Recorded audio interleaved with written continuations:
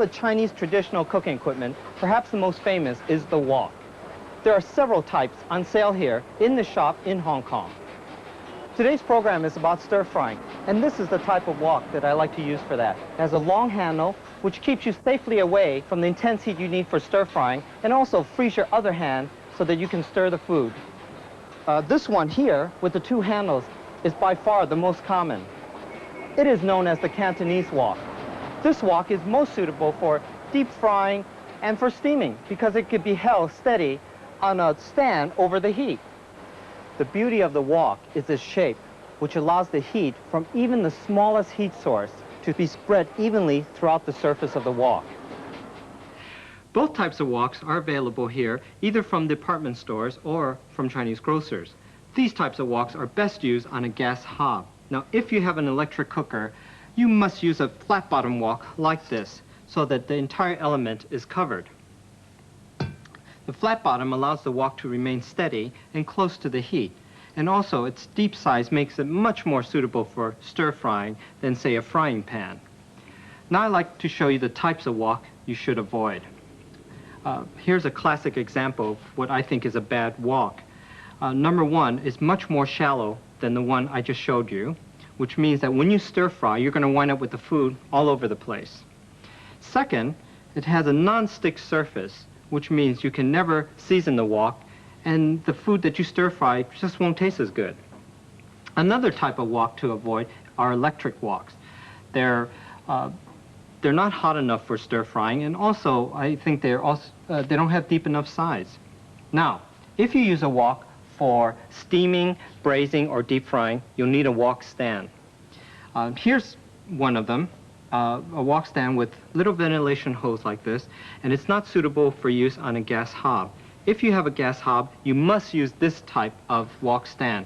This will allow for plenty of air to circulate underneath. Now I want to show you my favorite type of wok. It's one that's made from steel. Steel is a very good conductor of heat. Also, it's nice and heavy, and it has deep size, which make it ideal for stir frying. And finally, the best reason of all, it's very cheap. Now, before you start using a wok, you must season it first. Seasoning will prevent the food from sticking and also prevent your wok from rusting in the future. And I'd like to show you how to season a wok. First, you must take the wok and scrub it clean with cleanser. This is the only time you'll ever scrub your wok. This will remove the machine oil, which is used to coat the surface of the wok to protect it during shipping. Then, put the wok on a low heat and add a little bit of cooking oil, doesn't matter what type, and take some kitchen paper and rub it over the surface of the wok like this. Leave it over the low heat for about half an hour, and if you look at the kitchen paper, most of the grime will come off.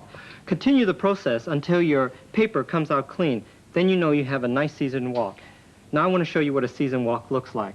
Once you start cooking with it, it'll turn nice and black like this. And the great thing about a nice seasoned wok is that you get what we Chinese call the wok hei, which means the flavor of the wok. And that's what stir frying is all about.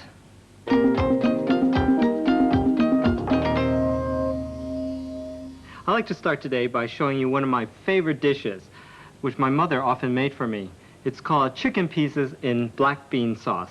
And it's a dish from southern China where it's traditionally made with chicken wings, but of course you can use any part of the chicken that you like. If you use chicken pieces, cut them into 2-inch pieces and leave the bone in them. That's how we Chinese would do it, because we feel that all these bones contribute flavor to the sauce. But I'm going to be using chicken wings, and I want to show you how to cut them up. I'm going to use a cleaver, but of course you can use a knife if you wish. Just cut it there at the joint, like that, and put it in a bowl. And next, I'm going to put a marinade in this chicken wings. And this is a classical Chinese marinade, very flavorful and nice. 1 tablespoon of light soy sauce, which is saltier and lighter than dark soy sauce. And 1 tablespoon of rice wine, or use dry sherry if you can't get rice wine. This is a nice, simple marinade, and very easy to do, and very flavorful. Mix that very well together like this. And put it in the fridge and let it marinate for about 1 hour so that all that nice flavor can seep into the chicken. And of course, for this dish, you'll need 1 pound of chicken wings or chicken pieces. Now I want to show you the next ingredient that I'm going to be using, and that is black beans. Black beans look like this. They look like little raisins, but they're really soybeans that have been fermented in salt and spices. And they have a nice pungent flavor, which I love, and very delicious. And they come in tins like this, or in plastic bags. I prefer the ones that are in plastic bags. And you can find both of these at some supermarkets and at all Chinese grocers. And there's really no substitute for their pungent flavor. They're really well worth getting. And for this, I'm going to be using 1½ tablespoon, coarsely chopped. And chopping releases their flavors.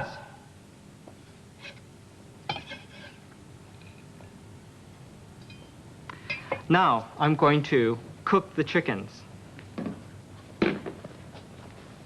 Okay, for this, I'm using a Cantonese wok with a wok stand, because what I'm going to do with this, the technique that I'm using here, is I'm going to stir fry the chicken a little bit, and then I'm going to braise it very lightly, because the chicken wings need a little bit more cooking than just a simple stir fry. And first, I'm going to heat up the wok until it's hot, and then I'm going to add the oil. This is also a classic Chinese technique of putting in the oil so that the oil glides over the surface of the wok, seasoning it and sealing it at the same time, preventing the food from sticking. Next, I'm going to add some aromatic ingredients inside the oil to flavor the oil. And for this, I'm using 1 tablespoon of garlic, finely chopped, 1 tablespoon of ginger, finely chopped, and 1½ tablespoon of spring onions, also finely chopped. Stir that around very quickly, because I don't want this to burn. The fantastic smell. And then add the black beans. And stir them around for a few seconds so that all their flavors are released, like that. And when you're stir frying like this, you must constantly move the food so that the food doesn't rest in one place too long. Then you run the risk of it burning. Next, I'm going to put in the chicken.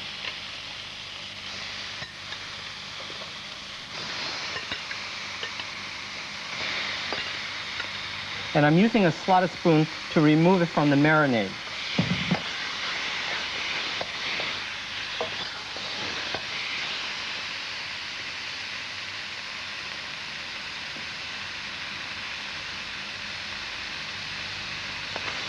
Continue stir-frying that until the chicken is nice and lightly brown.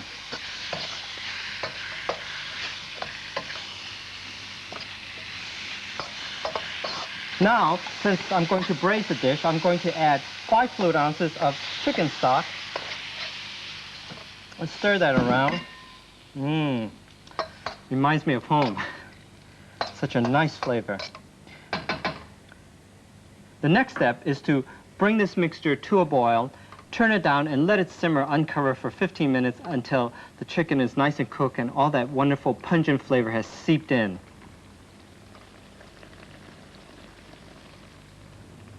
Here's the finished dish, my chicken pieces in black bean sauce. It looks very good indeed. Now this dish is equally good cold, so it makes it perfect for a picnic. Or you can make it ahead of time and reheat it for a nice family meal. Now how do you put together a Chinese meal? Well, recently when I was in Hong Kong, I went to visit the Lo family to see what they have for dinner. On her way home from work, Larissa Lo visits the market near the block of flats where she lives. Most Chinese housewives shop daily, but don't decide what's for dinner until they've had a good look to see what's fresh. First stop is the cooked meat stall to buy some cha siu, or barbecue pork. This she will use to flavor a famous Cantonese dish, egg foo young.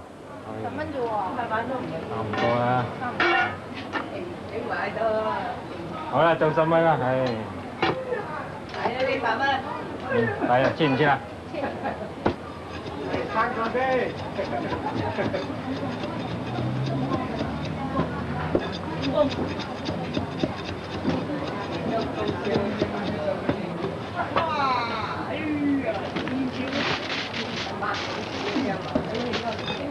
The meat is chopped and a little seasoned sauce is poured over it.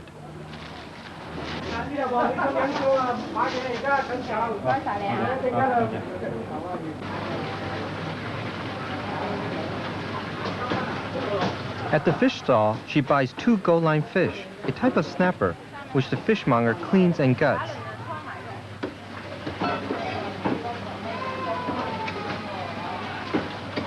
He leaves the heads on, since the Chinese think this is lucky, and it makes for a tastier fish.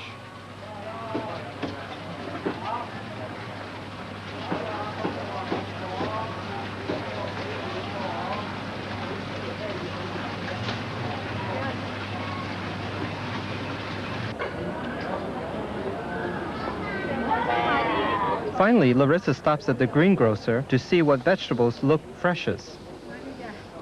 She decides on some choy sum, or Chinese flowering cabbage, with its distinctive yellow flowers. It's a popular Cantonese vegetable, and it's delicious stir-fried.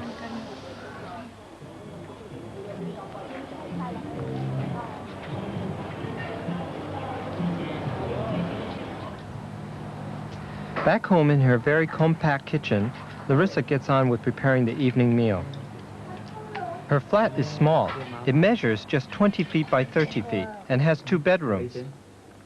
She shares it with her husband, Johnny, and their 2 children, Joyce, age 2, and YK, age 4. And they have a live-in mother's helper. This is a typical size flat for Hong Kong, where living space is at a premium.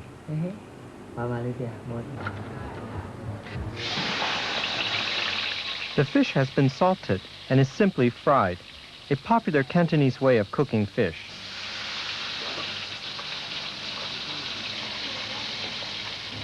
While the fish is frying, the rice has been cooking in an electric rice cooker, a useful gadget in a kitchen which has only 2 gas rings and no oven. A Chinese meal should be a harmonious blend of ingredients, of complementary and contrasting flavors, colors, and textures. Tonight's dinner comprises 4 dishes and rice, which is standard for a Chinese family meal. The soup is made from pork and Chinese spices, and it is considered to be a healthy one, which will beneficially lower the body temperature. The gold-line fish have been fried and garnished with spring onions.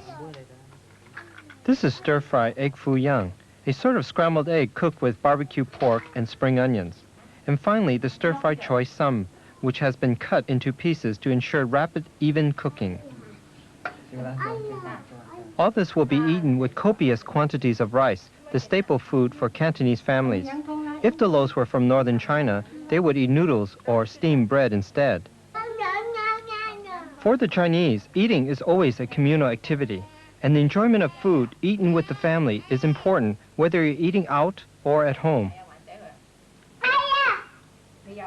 Tonight, Larissa's mother's over for dinner, and Larissa sees that she's well looked after and offered the choicest morsels.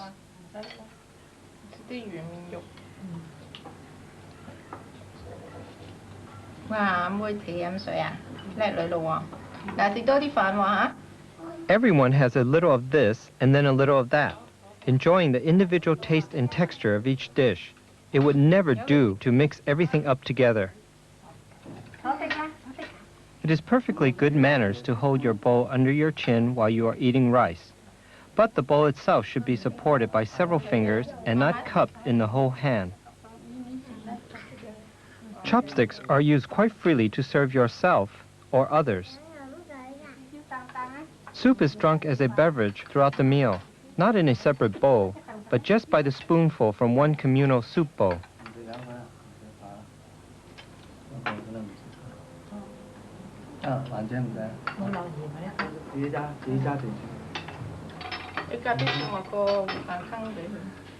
The children use China spoons, but begin using chopsticks from about the age of 3, 煮啲攞筷子啦，煮啲攞筷子，煮啲攞筷子，用筷子食。用匙羹。 The meal will end with the simplest of desserts, some fresh fruit and then a cup of Chinese tea. Well, the egg dish